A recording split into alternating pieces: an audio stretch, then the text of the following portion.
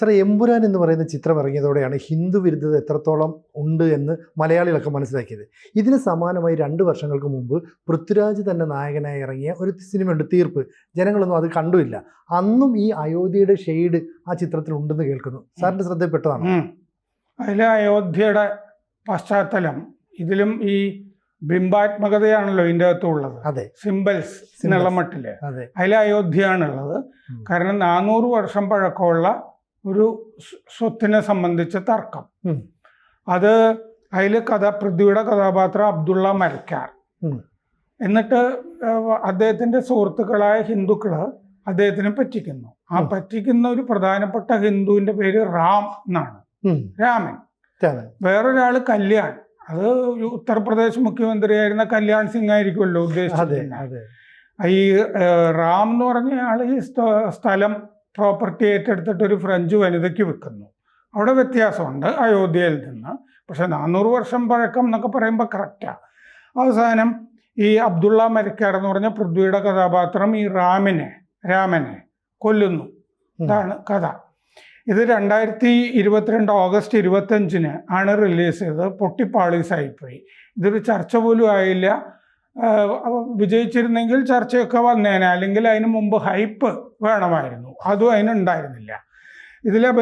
മുരളി ഗോപി തന്നെ തിരക്കഥ, രതീഷ് അമ്പാട്ട് സംവിധാനം, പൃഥ്വി, ഇന്ദ്രജിത്ത്, ഷാ തൽവാർ, വിജയ് ബാബു, സൈജീവ് കുറുപ്പ്, ഫ്രഞ്ച് വനിതയായിട്ട് സൂസൻ ബർണറ്റ്. ഇതാണ് നിർമ്മാണം. വിജയ് ബാബു, രതീഷ് അമ്പാട്ട്, മുരളി ഗോപി. ഈ രതീഷ് അമ്പാട്ട് സംവിധായകൻ അതിനു മുമ്പ് ഒരു സിനിമ സംവിധാനം ചെയ്തിരുന്നു. മുരളി ഗോപിയുടെ തന്നെ തിരക്കഥ, കമ്മാര സംഭവം. ദിലീപ് നായകനായിട്ട് ഇറങ്ങിയ ഒരു സിനിമയായിരുന്നു. പക്ഷെ അതും പൊളിഞ്ഞു പോയി എന്ന് തോന്നുന്നു. ആ കാലത്ത് ദിലീപിന്റെ ഉച്ചത്തിലൊക്കെ നിൽക്കുന്ന സമയമായിട്ടും പൊളിഞ്ഞു പോയി കമ്മാര സംഭവം. 2022 ഓഗസ്റ്റ് 25 റിലീസ് ചെയ്ത് ഇത് പൊളിഞ്ഞുപോയി. അപ്പൊ ഇതിന്റെ കഥയിലേക്ക് കയറിയാൽ 4 സുഹൃത്തുക്കള്, അബ്ദുള്ള മരക്കാർ, രാംകുമാർ നായർ, കല്യാൺ മേനോൻ, പരമേശ്വരൻ പോറ്റി. പരമേശ്വരൻ പോറ്റി ആര് വേണമെങ്കിലും ആകാം, ഏത് ഹിന്ദുത്വ ഉള്ള ആരും ആകാം. അവർക്കൊരു ദുരന്ത ഭൂതകാലമുണ്ട്. പിന്നെ അവരുടെ പിതാക്കൾ സുഹൃത്തുക്കളായിരുന്നു. ആ സമയത്ത് തന്നെ തുടങ്ങിയൊരു സ്വത്തുണ്ട് എന്ന് പറഞ്ഞാൽ തലമുറകളായി അയോധ്യ തർക്കമുണ്ടല്ലോ. 1993 ആ സമയം. മറ്റേത് 1992 ഇത് 1993. കല്യാണിന്റെ അച്ഛൻ അഡ്വക്കേറ്റ് മേനോൻ, റാം, പോറ്റി എന്നിവരുടെ പിതാക്കന്മാരെ വിളിച്ചു വരുത്തി. ഈ ഫ്രഞ്ചുകാരി 400 വർഷം പഴക്കമുള്ള 8 ഏക്കർ വാങ്ങിക്കാനായിട്ട് താല്പര്യപ്പെടുന്നു എന്നറിയിച്ചു. ഒരു തീരത്താണത്, പുഴയുടെ തീരത്തെ വസ്തുവാണ് അല്ലേ? അതെ അതെ. സരയൂ നദി ഉണ്ടല്ലോ, അത് വെച്ചിട്ടാണല്ലേ. നദിയുടെ തീരത്താണ് 8 ഏക്കർ. അപ്പോ ഈ പൃഥ്വി അവതരിപ്പിക്കുന്ന അബ്ദുള്ള മരക്കാരുടെ ബാപ്പയുടെ പേര് സാഹിബ് മരക്കാർ എന്നാണ്. സാഹിബ് മരക്കാരുടെ പേരിലുള്ളതാണ് സ്ഥലം. ഈ സാഹിബ് മരക്കാര് നിരക്ഷരനാണ്, പഠിത്തമൊന്നുമില്ല. അപ്പൊ അയാളെ ഈ ഹിന്ദു സുഹൃത്തുക്കൾ പറ്റിച്ചിട്ട് ഫ്രഞ്ചുകാരിക്ക് ഭൂമി വിറ്റു. എന്നിട്ട് ഫ്രഞ്ചുകാരി അവിടെ വലിയ ഹോട്ടൽ തുടങ്ങി. ഈ സാഹിബ് മരക്കാർക്ക് ഭൂമി പോയി. സുഹൃത്തുക്കൾ പറ്റിച്ച ഈ സാഹിബ് മരക്കാർ ആത്മഹത്യ ചെയ്തു. അയാളുടെ കുടുംബം തെരുവിലായി അല്ലേ? മുസ്ലിം കുടുംബം തെരുവിലായി. ഹിന്ദുക്കൾ നല്ല ജോറായിട്ട് ജീവിക്കുന്നു. അപ്പൊ അബ്ദുള്ള എന്ത് ചെയ്തു? പൃഥ്വിയുടെ കഥാപാത്രം ഈ വഞ്ചനയ്ക്ക് പകരം വീട്ടാൻ തീരുമാനിച്ചു. പുള്ളിക്ക് എല്ലാത്തിലും പകരം വീട്ടണമല്ലോ. അതെ. അപ്പോൾ പ്രസന്റ് ഡേ, വർത്തമാനകാലത്തിലേക്ക് കഥ വരികയാണ്.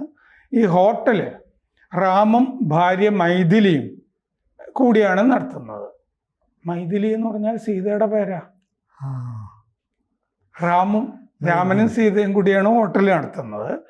പരമേശ്വരന് ബിസിനസ്സിൽ വലിയ നഷ്ടം വരുന്നു. അപ്പൊ രാമനെ വന്ന് കാണുന്നു. ഇപ്പോൾ രാമൻ വലിയ കച്ചവടക്കാരനാണ്, വലിയ ബിസിനസ്സുകാരനാണ്. പക്ഷെ സ്വാർത്ഥനും അഹങ്കാരിയുമാണ്, പെണ്ണുപിടിയനുമാണ്.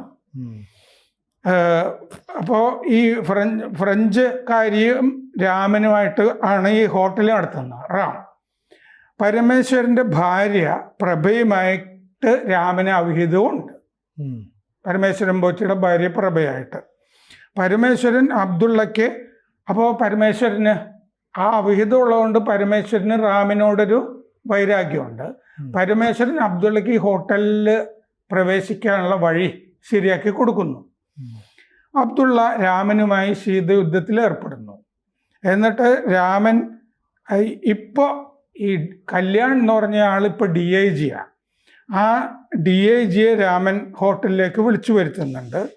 അബ്ദുള്ള അവസാനമാകുമ്പോൾ റാമിനെ കൊല്ലുകയാണ്. സമാധാനം നശിക്കുന്നു. ആ പ്രദേശത്തിൻ്റെ സമാധാനം നശിക്കുന്നു അബ്ദുള്ളയുടേത്. ഇതാണ് അബ്ദുള്ളയുടെ തീർപ്പ്. അതാണ് തീർപ്പ് എന്ന് പറയുന്നത്. അപ്പൊ ശരിക്കും പ്രതീകമായിട്ട് കുറെ ബിംബങ്ങളെ അവിടെ മാറ്റി വെച്ചിട്ട് പുതിയ പേരിട്ട് അവതരിപ്പിക്കുന്നു. നമ്മളിങ്ങനെ നോക്കുമ്പോൾ ഇവരുടെ ഒരു പര്യായങ്ങൾ നോക്കിയാൽ തന്നെ കറക്റ്റ് കഥാപാത്രങ്ങളെ കിട്ടുകയും ചെയ്യും അല്ലെ. പിന്നെ ഒരു നദിയുടെ പശ്ചാത്തലം, പഴയ ഹോട്ടൽ, 400 വർഷം, ഇതെല്ലാം കണക്റ്റഡ് ആണ്. അതെ. അപ്പോൾ ഒരു വളരെ പ്ലാൻഡ് ആയിട്ടാണ് അന്നേ മുരളി ഗോപി അങ്ങനെ ഒരു സാധനം തയ്യാറാക്കിയെന്നല്ലേ മനസ്സിലാവും. അതും ഏറ്റവും പ്രധാനപ്പെട്ട ഒരു വിഷയം എടുത്തിട്ട് അയോധ്യ. പക്ഷെ ജനങ്ങൾ അതിന് അങ്ങനെ ഒരു സിനിമ ഉണ്ടായി എന്ന് പോലും അറിഞ്ഞില്ല, അല്ലെങ്കിൽ ആളുകൾ പൂർണ്ണമായിട്ടും തള്ളിക്കളഞ്ഞു എന്നൊരു അർത്ഥം വരുന്നില്ലേ? അന്ന് തള്ളി. അപ്പോൾ പൃഥ്വിരാജ് അബ്ദുള്ള, ഇന്ദ്രജിത്ത് കല്യാൺ, ബൈജു മറ്റേ സൈജു കുറുപ്പ് പോറ്റി, വിജയ് ബാബു മറ്റേ പരമേശ്വരൻ, പിന്നെ ഇഷ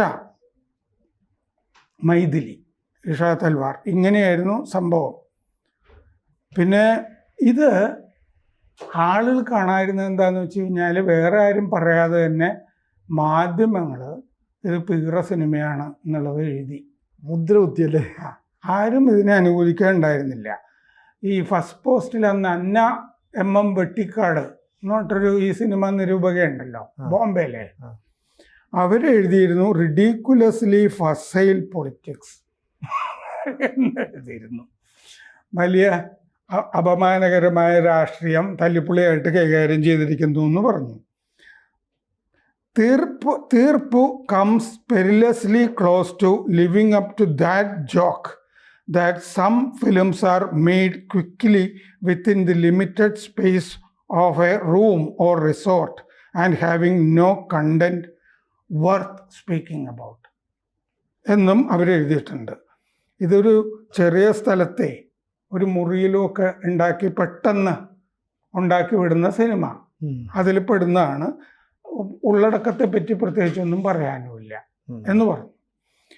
ഈ അത് ആ മറ്റേ പറഞ്ഞത് ഇപ്പോൾ പറഞ്ഞ വാചകം ഉണ്ടല്ലോ, പ്രത്യേകിച്ചൊന്നും തീർപ്പു comes perilously close to living up to that joke that some items are made quickly within the limited space of a room or resort എന്നെഴുതിയത് SR പ്രവീണാണ് ഹിന്ദുവിൽ. SR പ്രവീൺ ഈ സിനിമയെ പറ്റി ഇത് തല്ലിപ്പൊളിയാണെന്ന് എഴുതിയിരുന്നു. എന്ന് പറഞ്ഞാൽ ഹിന്ദു പത്രം വേറെ ആളുകളുടേതാണെന്നാണല്ലോ പറയുന്നത്, ഇതിനെയൊക്കെ അനുകൂലിക്കുന്നത്. പക്ഷെ അതും മോശമായിട്ടാണ് എഴുതിയിരുന്നത്. മനോരമയിൽ, ഓൺലൈൻ മനോരമയിൽ അതിലും പറഞ്ഞിരുന്നു a serious drama trivialised by confused mix of theatricals എന്ന് പറഞ്ഞിരുന്നു. ഗൗരവമുള്ള വിഷയമാണല്ലോ അയോധ്യ, അതെടുത്തിട്ട് ട്രിവലൈസ് ചെയ്തു അല്ലേ, വളരെ ചുരുക്കി പിന്നെ നാടകീയത കൊണ്ട് വെറുതെ ഒരു വൃത്തികെട്ട മിശ്രിതം ഉണ്ടാക്കി എന്ന് പറഞ്ഞിരുന്നു. അപ്പോൾ ഈ അജണ്ട എന്ന് പറയുന്നതുണ്ടല്ലോ, ഹിന്ദു വിരുദ്ധ അജണ്ട എന്ന് പറഞ്ഞാൽ ഒരു പ്രോ ഇസ്ലാമിക് അല്ലേ, പ്രോ ഇസ്ലാമിക് അജണ്ട. ഇതിലാണെങ്കിൽ ഒരു കഥാപാത്രമേ ഉള്ളൂ അതിൽ നിന്നുള്ള ആള്. ആ ആളിനെ ഹിന്ദുക്കളെല്ലാം കൂടി വഞ്ചിക്കുന്നു. 400 കൊല്ലം പഴക്കമുള്ള സ്വത്ത് തട്ടിയെടുക്കുന്നു. നദിക്കരയിലാണ്. ഈ തട്ടിപ്പിന് പ്രധാനമായി കൂട്ടുവെക്കുന്ന ആളുടെ പേര് രാമൻ, അയാളുടെ ഭാര്യയുടെ പേര് സീത. ഇങ്ങനെയാണ് 2022 സിനിമ വന്നത്. അപ്പോൾ ഹിന്ദുക്കൾക്ക് പ്രിയപ്പെട്ട അല്ലെങ്കിൽ ഹിന്ദുത്വവാദികൾക്ക് പ്രിയപ്പെട്ട വിഷയങ്ങൾ മുഴുവൻ എടുത്തിട്ട് ഇങ്ങനെ വക്രീകരിക്കുന്ന പരിപാടി മുമ്പേ ഉണ്ട്. അപ്പോൾ അതിനകത്ത് ഈ തിരക്കഥാകൃത്തായ മുരളി ഗോപി പണവും ഇൻവെസ്റ്റ് ചെയ്തിട്ടുണ്ടല്ലോ. പ്രൊഡ്യൂസറിൽ ഒരാൾ മുരളി ഗോപിയും കൂടെ അല്ലേ? അത് നിങ്ങൾക്ക് ഈ നിർമ്മാതാക്കളുടെ പറ്റി വിവരമില്ലാഞ്ഞിട്ടാണ്. സിനിജിക്ക് നിർമ്മാതാവാകാം. ഇപ്പോൾ അത് പേര് വെക്കുന്നു എന്ന് മാത്രമേ ഉള്ളൂ. കാരണം തിയേറ്ററിൽ നിന്നുള്ള കോൺട്രിബ്യൂഷൻ പല സ്ഥലത്തു നിന്നുള്ള പൈസ മേടിച്ചിട്ടാണല്ലോ സിനിമ ഉണ്ടാക്കുന്നത്. നമ്മളതിന് പൈസ മുടക്കേണ്ട കാര്യമൊന്നും ആവശ്യമായിട്ട് വരുന്നില്ല. പേരൊക്കെ വെച്ച് കഴിഞ്ഞാൽ തന്നെ പിന്നെ മറ്റേ OTT റൈറ്റ് ഒരുപാട് സംഗതി. നമ്മൾ നോക്കേണ്ടതെന്ന് വെച്ചാൽ ഇത് ലൂസിഫറിന് ശേഷമാണ് ഈ സിനിമ വരുന്നത്. ഇതിനൊക്കെ കാരണമായ ഇതിനു വേണ്ടി. അപ്പോൾ അജണ്ട മുമ്പേ ഉണ്ട്. പക്ഷെ ഈ ഇന്നത്തെ പോലെ തന്നെ ഈ ഹിന്ദുവിരുദ്ധ അജണ്ട ഒരു തവണ ജനം തള്ളിയതാണ്. കൂടുതൽ വാർത്തകളും വിശേഷങ്ങളും നിങ്ങളിലേക്ക് എത്താൻ ABC മലയാളം സബ്സ്ക്രൈബ് ചെയ്യുക, ബെൽ ബട്ടണും അമർത്തുക.